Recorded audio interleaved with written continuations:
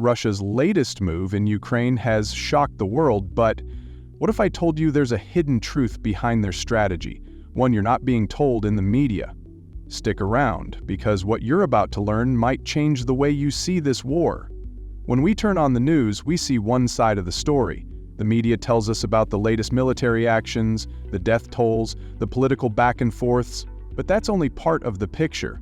Russia's involvement in Ukraine is much more complex than we've been led to believe. On the surface, it looks like a battle for territorial control and regional dominance. But there's a deeper strategy at play, one that's been unfolding for years behind closed doors. So, what's Russia really trying to achieve in Ukraine? The truth is, Russia isn't just fighting for land. They're playing a long game. Ukraine is a critical piece in a larger geopolitical puzzle.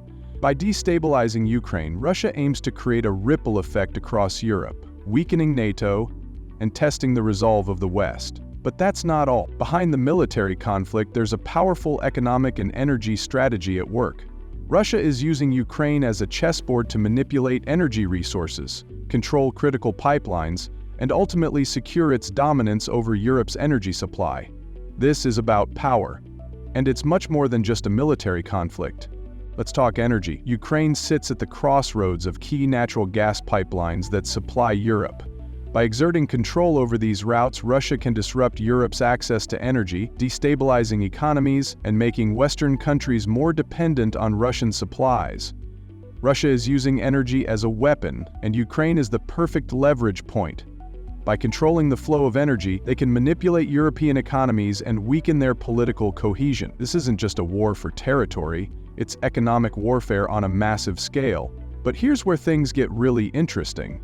While the media focuses on Russia's military strategy, the West has been playing its own role in this complex web. NATO's expansion, the EU's increasing ties with Ukraine, and Western sanctions, all of these actions have contributed to escalating tensions. Russia sees NATO's expansion as a direct threat to its sphere of influence, and Ukraine, as a bridge between East and West, is the most crucial point of contention.